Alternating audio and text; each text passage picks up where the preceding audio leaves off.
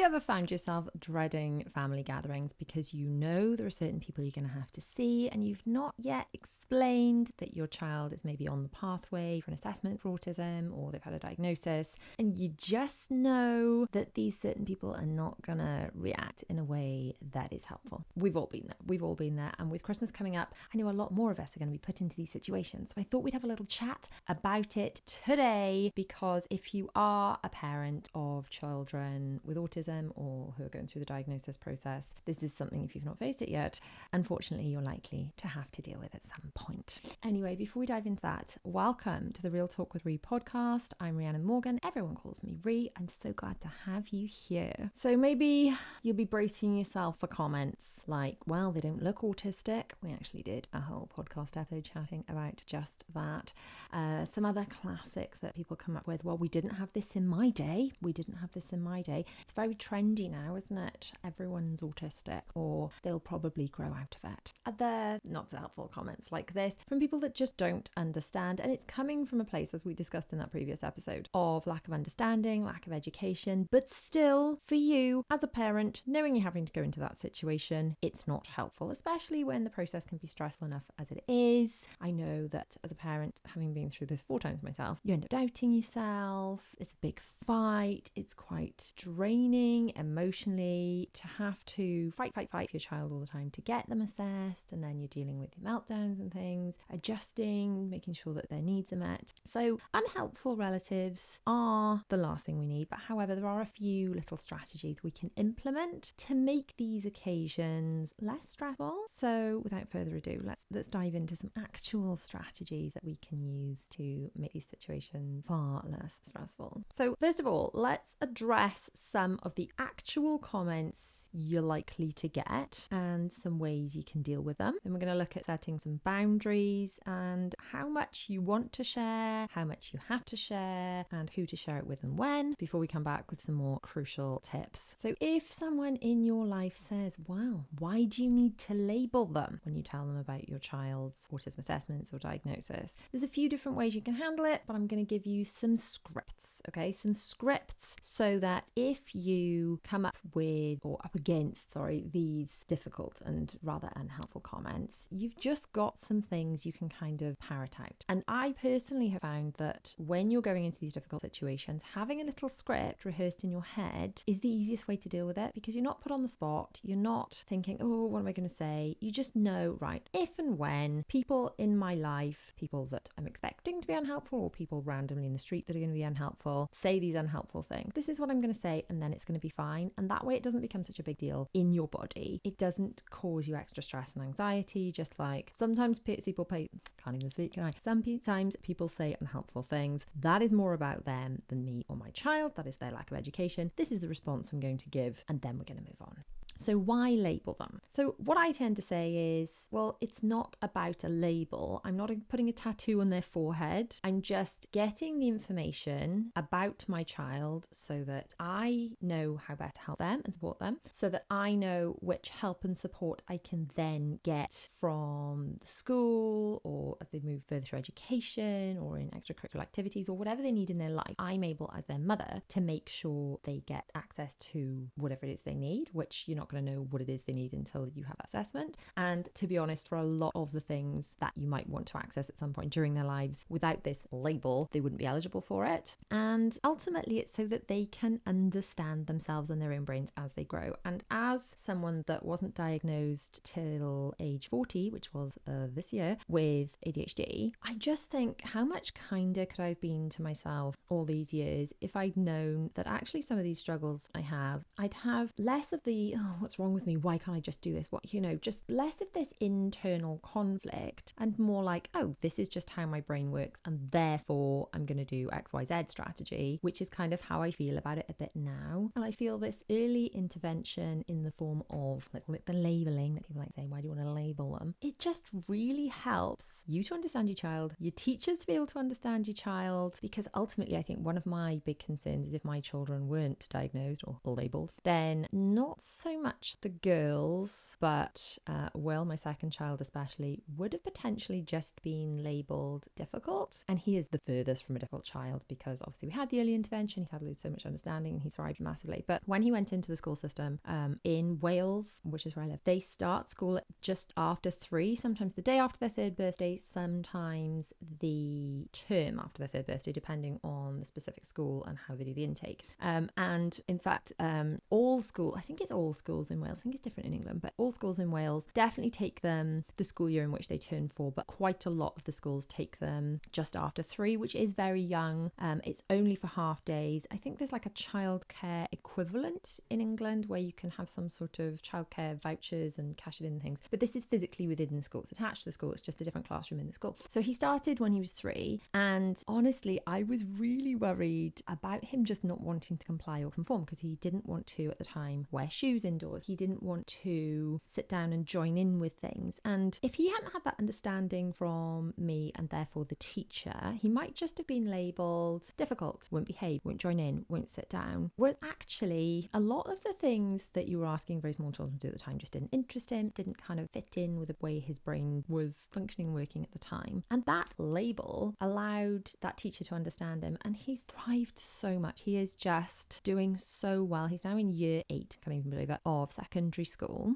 So it's the second year of secondary school. And he is about to turn 13, yikes. But he has really thrived. And I really honestly believe without this label, it wouldn't have sort of turned out that way. You don't need to be that in-depth when you are giving your answers, by the way. I would really just keep it almost to, excuse me, why does my stomach always rumble? Make noises when I'm filming these podcast episodes.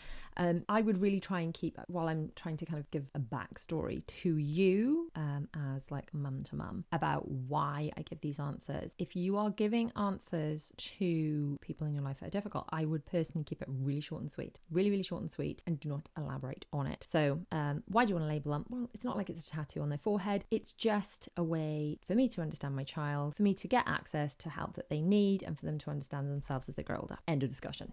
They don't look autistic. This one drives me nuts. So you could just say, well, what does autism look like? I know it's portrayed a certain way in the media, but ultimately it's a spectrum. And if you've met one person with autism, you've met one person with autism. Everybody's different. Everybody's needs are different. And there's not really such a thing as looking autistic or not looking autistic. That's just something perpetuated by mainstream media. End of discussion. Another one.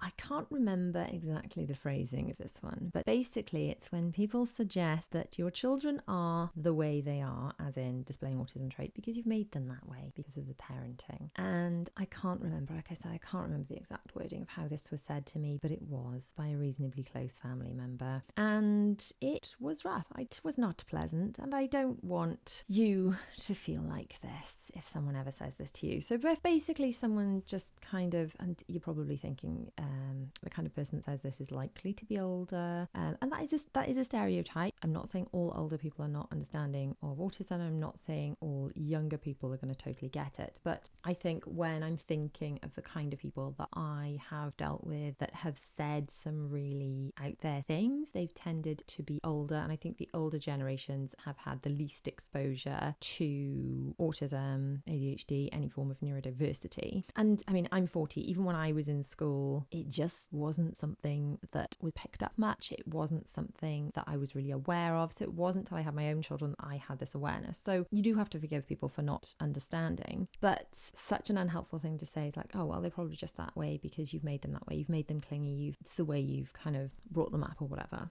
A response to this is, my child has autism. That's just the way their brain works. It's just the way their brain is. It's not something that you can make someone have or not have. It's just the way they are. Now, chances are, and this might be a bit controversial, but chances are some of the people saying these things to you in these events you'll bump into them at Christmas parties and things may themselves have undiagnosed autism. Because one thing you will notice, and let me know down in the comments, if you're watching on YouTube, that is. If you're watching on YouTube, you can join in the comments. If you're listening in your podcast, in your ears, you can head to the YouTube channel, just search Real Talk with Ree and let me know in the comments. But as you become more aware of autism and you learn more about it, which ultimately I think so many many of us don't know that much about it until our children are on this journey. But the more you learn about it, is it just me, or do you see it everywhere? And largely in immediate family members or extended family members, and you're like, wow, so my child might be the first in the family to be diagnosed, but this has been going on for generations, because it's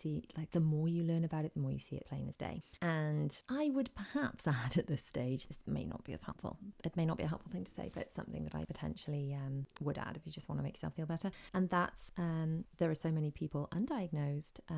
There's probably quite a lot of people in our family that have not yet been diagnosed. So just because they haven't been diagnosed doesn't mean they don't have it. Is that a helpful thing to say? Potentially. I mean, maybe not. Will it make you feel better? Possibly.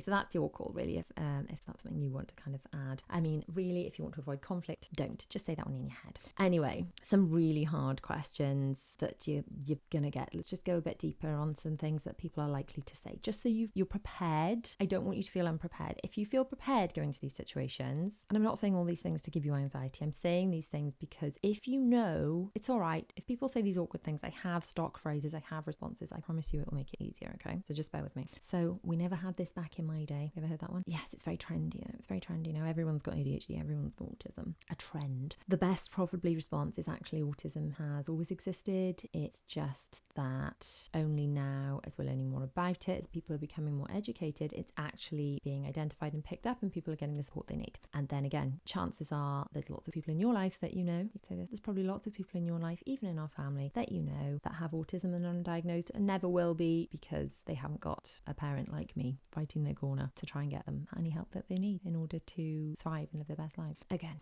your call if you leave that last bit in or not, but it's kind of the truth, isn't it? It is kind of the truth that there are so many adults, and I can think of so many just off the top of my head right now, even within our genetic family then, that definitely have neurodivergence. Think of people that I would put large quantities of money on having autism, ditto with ADHD, basically because they have very similar traits, and ultimately it is hereditary.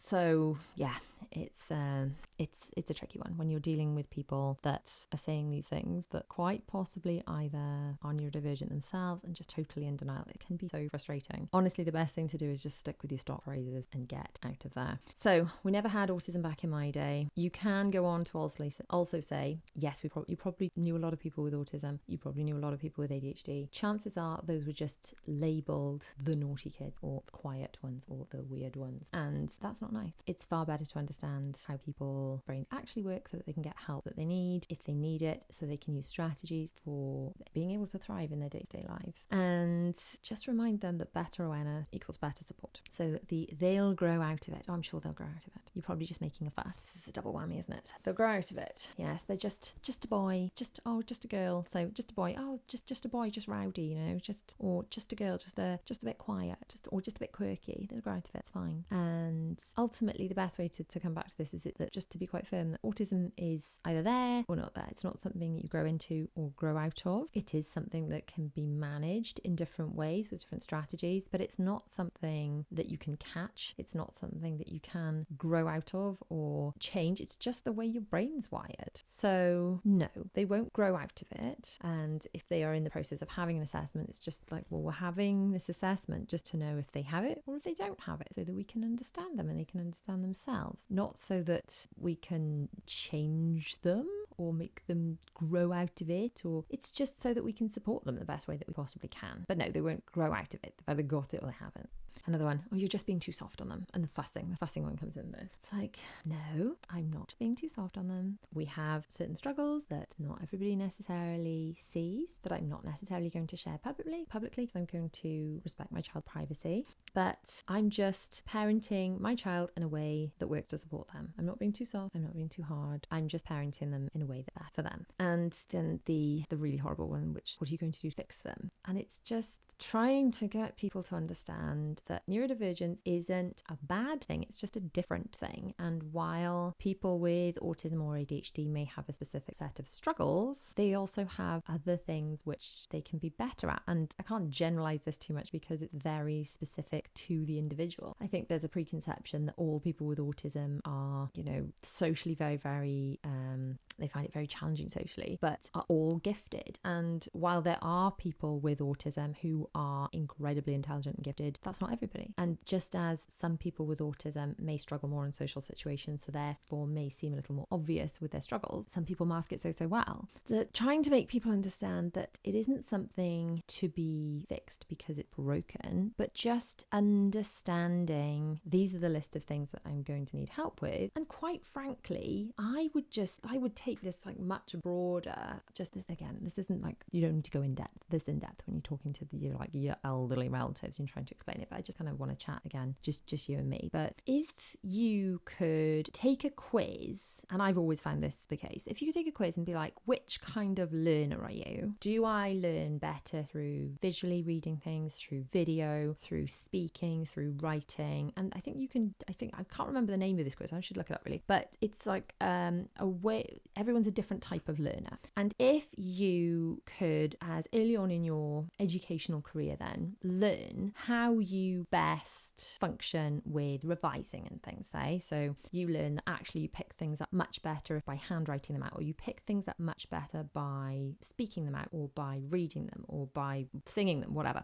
And you learn that that's the way to hack your own brain and make it easier. And then you end up doing less hours of revision and you have more information going in, and then you get better grades. Wouldn't you do that? Wouldn't you want that for your child? If you could help your child figure out how they learn best, wouldn't you do that? Just taking all the labels and the neurodivergence and everything out of it. I think it can be applied to so many different areas of your lives that if you understand your brain and your body, then you can just figure out how you can thrive best. And I think taking it then back to autism and ADHD in my case, if you can understand, right, okay, so I don't struggle with this, and this, but actually I know I'm going to struggle in these certain situations. So I'm either going to not put myself in those situations, or I'm going to take measures to make those situations easier for myself. Wouldn't you do that? And therefore, it's not about getting a diagnosis to fix things. It's just about getting a diagnosis so that you can know how to thrive best. And this is kind of how I explain autism to my own children, that it's just a way of describing a specific set of struggles. So just like, I guess, with if your child was dyslexic,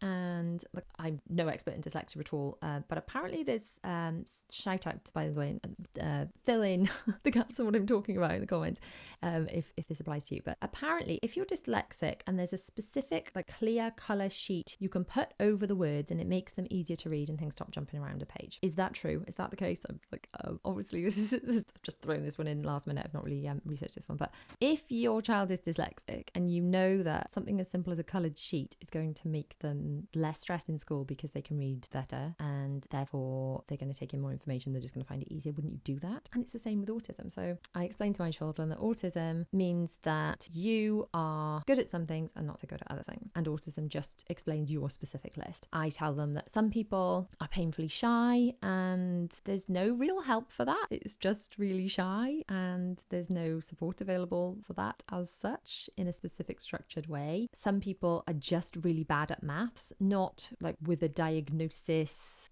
level. Is it dyscalculus? It's like the dyslexia for maths where you just can't get your head around numbers. So if you're just really bad at maths but you don't have a diagnosis for dyscalculus, then you're just left to struggle. Hopefully parents get you a tutor and hopefully you have a good maths teacher that explains it well. But autism just explains that while you don't struggle with maths, and some people really do, because my children, and again this isn't general to everyone with autism, but my specific children don't really struggle academically. It's the other bits around school that they'll struggle with. So one of them really struggles with perfectionism. So if there's something slightly wrong on the work, it's like absolute end of the world. But the actual content, the actual work is not a struggle. So I just say to them, look, some people struggle with maths and they don't struggle with queuing. You might struggle with certain sensory things, change of routine. You might struggle with certain situations feeling overwhelming, or cues, whatever it might be, but you don't struggle with your work in school. And that's what autism is. That's what autism looks like for you. So we're circling back round to, are you going to fix them? You don't need to say all that stuff I just said. You just need to say they're not broken. There's nothing to fix. I just want to understand them better so I can support them best they can. So now let's talk about setting some boundaries. Remember, you're not obligated to tell anyone anything you don't wish to tell them about your child. Their assessment process, their diagnosis is none of anyone else's business at all. Even if they get diagnosed, like I said before, it's not going to be a tattoo on their forehead. And this is what I've said to my children as well, especially when our eldest was diagnosed, which unfortunately he was older and that was more challenging. That whole process was more challenging because he was older, and that's a conversation for another day. But ultimately, your child's diagnosis doesn't change anything other than understanding. They won't look different. They're not going to have to suddenly, wear a medical ID bracelet, or they're not going to, it's not going to look any different. To the outside world, it's not going to be any different at all. They're not suddenly going to change or appear different. They're just the same person they always were. You just now know, it's like someone's given you a little cheat sheet of these are the things they're likely to struggle with, which I understand can feel stressful because we never want our babies to ever struggle with anything. And it can feel really stressful being like, oh, but they're going to struggle with this. And that's awful. But ultimately, all children are going to struggle with something. It's just, if your children are not given a diagnosis, you just don't know what's on that sheet. It's like you can't see it, or you don't even know it exists. You don't think about it until the struggle is right there in front of you. Whereas if your child's got autism, then perhaps you're given a little list, and that can be hard to digest, but we have to see that as empowering. Anyway, back to the fact, can you tell I have ADHD? I keep jumping around. You are not obligated to tell anyone about your child's diagnosis, including any elderly relatives that are likely to say obnoxious things. So it's your choice what you share and how much you share, and whether you share it and when you share it and if you share it. And that's up to you. Between you and your immediate family, your child, they are the people involved in that decision, not these extended family people. So if you do not wish to share anything, you don't have to. You don't have to talk about it at all. So the other thing is you can have a little think about, and this might just be worth thinking to yourself, if you want to share things, how much you want to share and when you want to share it. And sharing on your terms can be really empowering rather than when someone comes to you and asks questions. So for example, it could just be something really straightforward.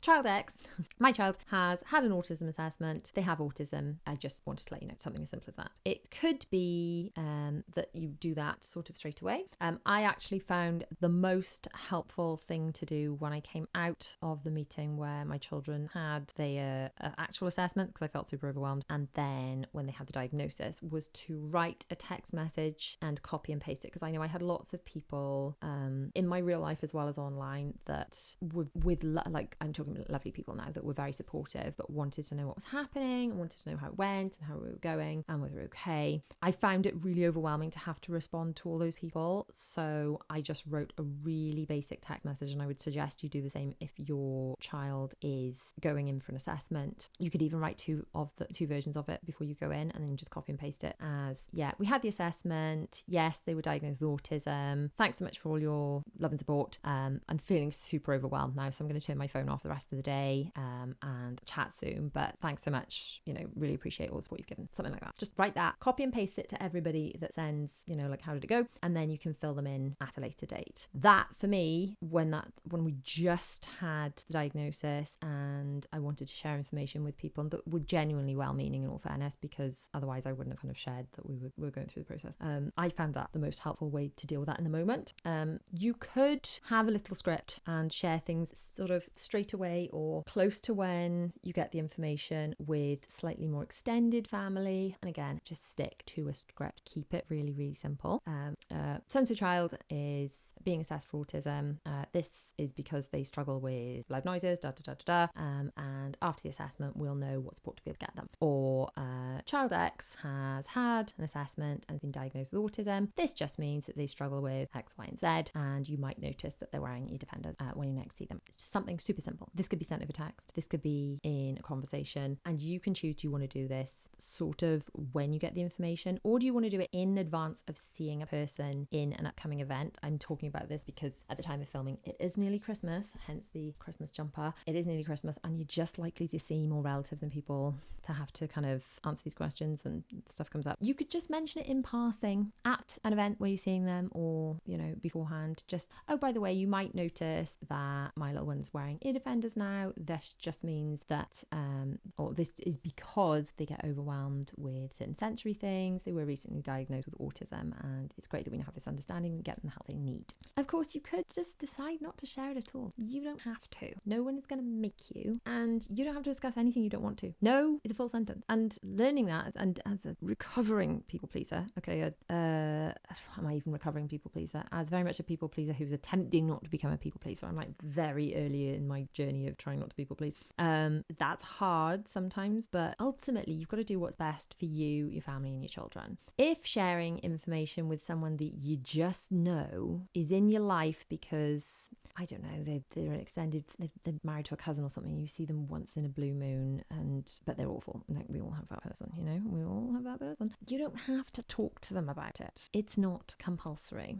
It is important, however, to express any boundaries that you and your children have. So, for example, and this could extend, does not have to be specific to autism, but I know at Christmas time, we've got lots of the kind of older relatives who want like hugs and kisses and stuff. And as kids, we were made to hug and kiss people that we didn't really know. And we were all made to feel uncomfortable because we didn't want to do that. And that's actually just a pretty general generation thing. It's not just a specific neurodivergence thing. Because now I think we're a little more accepting of like my body, my choice. I do not have to let anyone hug me. I do not wish to hug me. I do not have to let anyone kiss me. I do not wish to kiss me, because what message does that send them growing into adults? Like, not good messages, Let's have a bit of body autonomy. So regardless of whether your child has autism or not, it's perfectly okay to say that they'd prefer to wave hello or give a high five than do hugs or kisses.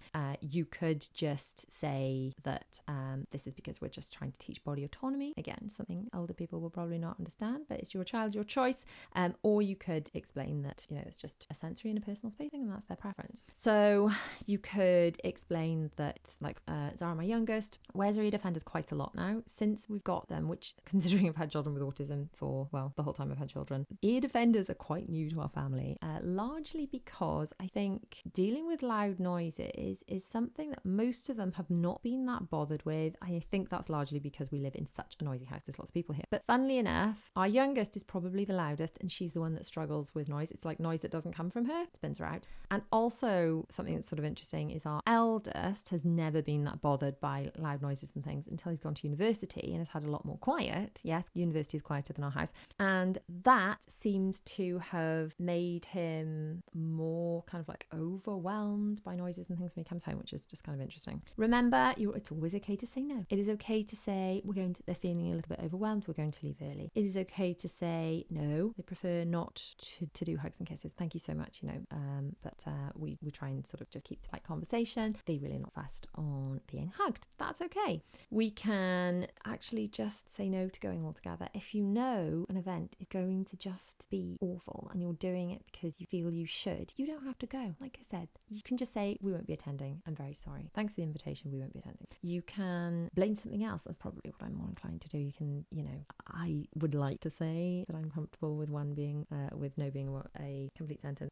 Not quite there yet. But I would absolutely make an excuse to not go to something that I felt wasn't right for my children. But ultimately, whether I'm fully comfortable with owning the reasons why we don't want to go to things, I'm definitely comfortable now at the stage where I am comfortable with not putting my children through anything that I think we're doing for the wrong reason. So if we're going because we're trying to please other people and I don't think it would be good for the children, I won't do that. I may fudge the reasons why we're not going, if I'm honest, between you and me, but I definitely won't put my children through anything that I don't think will be beneficial to them. So we've gone through quite a lot of long-winded explanations, but really don't do what I do, because like I said, I'm just chatting to you, just explaining my thinking to you. But when speaking to people that just don't get it, and when being faced with people, especially people you only have to see like once a year at Christmas, keep it concise, keep it scripted, have your answers ready. My child's been diagnosed with autism. This just means they struggle with X, Y, and Z, and we're really pleased to have this information so that we can get them the support they need. End of discussion. You can set the tone, but remember, perhaps one of the best tips is a tip got from a writer called Denise Duffield Thomas, who actually talks about business. She talks about manifesting your dream life. Anyway, nothing to do with autism at all, but I love one of her tips. And one of her tips was for when she's talking to elderly relatives, so we can apply it to autism. It's literally for talking to like elderly relatives in parties. And when people ask what she does for a living, and she does a lot of like online stuff and coaching, and people just don't get it. Okay, they don't get it. They don't get it at all. So she just says, "Oh, my business is going well." Keeps a very short scripted answer, and then says, "Oh, have you tried the bean dip?" And it literally says the bean dip tip, and it's literally just for changing the subject. So you can just be like, "Yes, they were diagnosed with autism. This means such and such and such. Have you tried the bean dip?" Or you could use it with anything. Where are you going on holiday? "Oh, I heard. Did you hear this about so so-and-so, and literally just change the subject. Deliver your scripted 1-sentence answer and change the subject. That's perfectly okay, and it will save you flipping sanity. So I hope your Christmas is going to go as well as possible. I hope that if you are dealing with difficult relatives, they are few and far between, and I hope you have your scripted answers ready so you feel empowered to advocate for your child, but